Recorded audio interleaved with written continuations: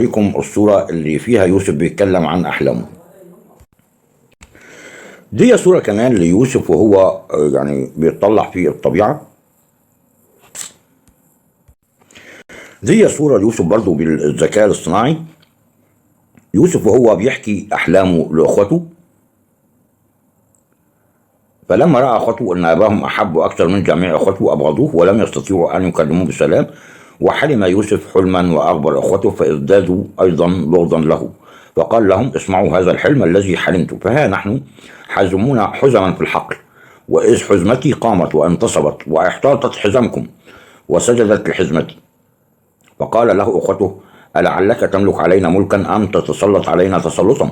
وازدادوا أيضا بغضا له من أجل أحلامهم ومن أجل كلامه. ثم حلم أيضا حلما آخر وقصوا على أخوته، فقال: إني قد حلمت حلما أيضا، وإذا الشمس والقمر و11 كوكبا ساجدة لي، وقصه على أبيه وعلى إخوته، فانتهره أبوه وقال له: ما هذا الحلم الذي حلمت؟ هل نأتي أنا وأمك وأخوتك لنسجد لك إلى الأرض؟ فحسده أخوته، وأما أبوه فحفظ الأمر. هيجي بعد كده التآمر على يوسف. ومضى أخوته ليرعوا غنم أبيهم عند شكيم، فقال إسرائيل اللي هو يعقوب قال ليوسف ولده: أليس أخوتك يرعون عند شكيم؟ تعالى فأرسلك إليهم. فقال له: ها أنا ذا. فقال له: اذهب انظر سلامة أخوتك وسلامة الغنم ورد لي خبرا.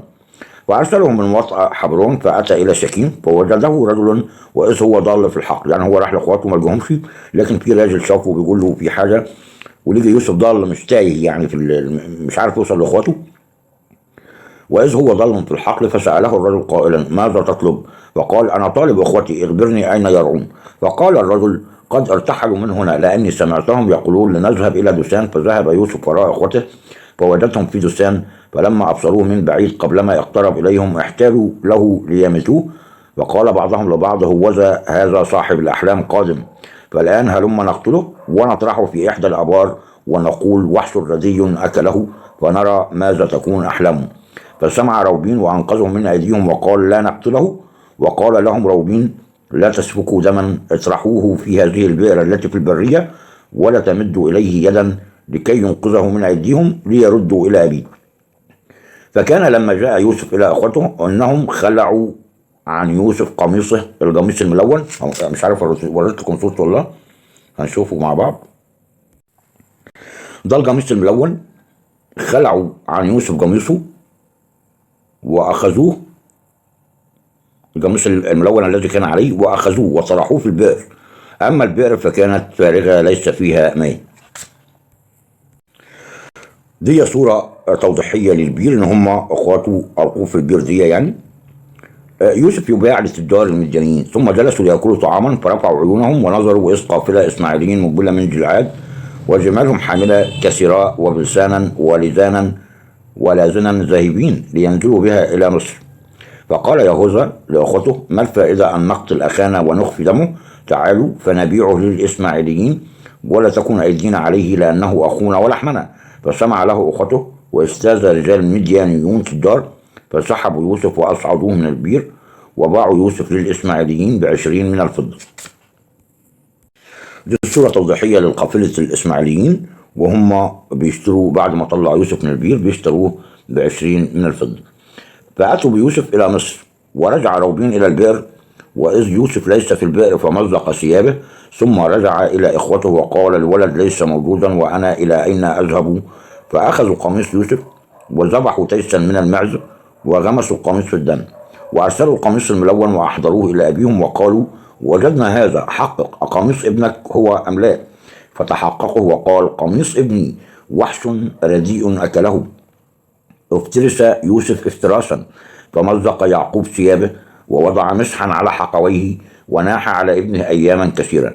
فقام جميع بنيه وجميع بناته ليعزوه، فأبى أن يتعزى، وقال: إني أنزل إلى ابني نائحا إلى الهوية. وبكي عليه أبوه. وأما المديانيون فباعوه في مصر لفوتيفار خصي فرعون رئيس الشرطة. يوسف في بيت فوتيفار بمصر. وأما يوسف فأنزل إلى مصر، واشترى فوتيفار خصي فرعون رئيس الشرطة رجل مصري من يد الإسماعيليين الذين أنزلوه إلى هناك. وكان الرب مع يوسف فكان رجلا ناجحا، وكان في بيت سيده المصري. ورأى سيده أن الرب معه، وأن كل ما يصنع كان الرب ينجحه بيده. فوجد يوسف نعمة في عينيه وخدمه، فوكله على بيته ودفع إلى يده كل ما كان له. وكان من حين وكله على بيته وعلى كل ما كان له أن الرب بارك بيت المصري بسبب يوسف. وكانت بركة الرب على كل ما كان له في البيت وفي الحقل، فترك كل ما كان له في يد يوسف، ولم يكن معه يعرف شيئا إلا الخبز الذي يأكل. وكان يوسف حسن الصورة وحسن المنظر. بعد كده في يوسف وزوجة فطوفار. ابتدت امرأة فطوفار تغوي يوسف، لكن يوسف كان يقاوم زوجة فطوفار. وحدث بعد هذه الأمور أن امرأة سيده رفعت عينها إلى يوسف وقالت اضطجع معي، فأبى. وقال لامرأة سيده هوذا سيدي لا يعرف معي ما في البيت، وكل ما له قد دفعه إلى يدي. ليس هو في هذا البيت أعظم مني، ولم يمسك عني شيئا غيرك، لأنك امرأته، فكيف أصنع هذا الشر العظيم وأختي إلى الله؟ وكان استلمت يوسف يوما فيوما، إنه لم يسمع لها أن يضطجع بجانبها ليكون معها. ثم حدث نحو هذا الوقت إنه دخل البيت ليعمل عمله، ولم يكن إنسانا من أهل البيت هناك في البيت، فأمسكته بثوبه قائلة اضطجع معي، فترك ثوبه في يدها وهرب وخرج إلى خارج. وكان لما رأت أنه ترك ثوبه في يدها وهرب إلى خارج، إنها نادت أهل بيتها وكلمتهم قائلة انظروا قد جاء إلينا برجل عبراني ليداعبنا، دخل إلي ليضطجع معي فصرخت بصوت عظيم. الصورة دي أوضح شوية. وصرخت إنه، وكان لما سمع إني رفعت صوتي وصرخت إنه ترك ثوبه بجانبي وهرب وخرج إلى خارج، فوضع الثوب بجانبها حتى جاء سيده إلى بيته، فكلمته بمثل هذا الكلام قائلة دخل إلي العبد العبراني الذي جئت به إلينا ليداعبني. وكان لما رفعت صوتي وصرخت أنه ترك ثوبه بجانبي وهرب إلى خارج.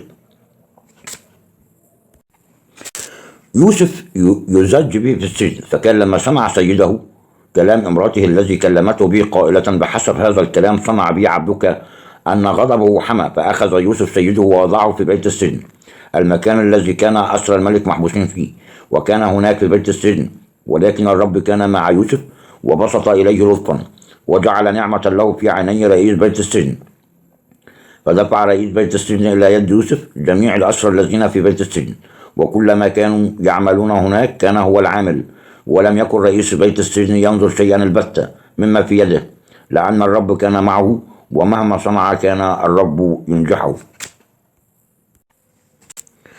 ساقي فرعون وخبازه في السجن. وحدث بعد هذه الأمور أن ساقي ملك مصر والخباز أذنبا إلى سيدهما ملك مصر، فسخط فرعون على خصييه رئيس السقاء ورئيس الخبازين، فوضعهما في حبس بيت رئيس الشرطة في بيت السجن المكان الذي كان يوسف محبوسا فيه. فأقام رئيس الشرطة يوسف عندهما فخدمهما، وكان أياما في الحبس، وحلم كلاهما حلما في ليلة واحدة، كل واحد بحسب تعبير حلمه. ساقي ملك مصر وخبازه المحبوسان في بيت السجن. فدخل يوسف إليهما في الصباح ونظرهما وإذ هما مغتمان، فسأل خصي فرعون اللذين معه في حبس بيت سيده قائلا لماذا وجهكما مكمدان اليوم؟ فقال لهم حلمنا حلما وليس من يعبره. فقال لهما يوسف أليست لله التعبير؟ قص علي. يوسف يفسر حلم ساقي فرعون. فقص رئيس السقاة حلمه على يوسف وقال له كنت في حلمي وإذ كرمة أمامي، وفي الكرمة 3 قضبان، وهي إذ أفرخت طلع ظهرها وأنضجت عناقيدها عنبا، وكانت كأس فرعون في يدي، فأخذت العنب وعصرته في كأس فرعون وعصيت الكأس في يد فرعون. فقال له يوسف هذا تعبيره 3 قضبان هي 3 أيام، وفي 3 أيام أيضا يرفع فرعون رأسك ويردك إلى مقامك، فتعطى كأس فرعون في يده كالعادة الأولى حين كنت سقيه. وإنما إذا ذكرتني عندك حينما يصير لك خير تصنع إلي إحسانا وتذكرني لفرعون وتخرجني من هذا البيت، لأني قد سرقت من أرض العبرانيين، وهنا أيضا لم أفعل شيئا حتى وضعوني في السجن.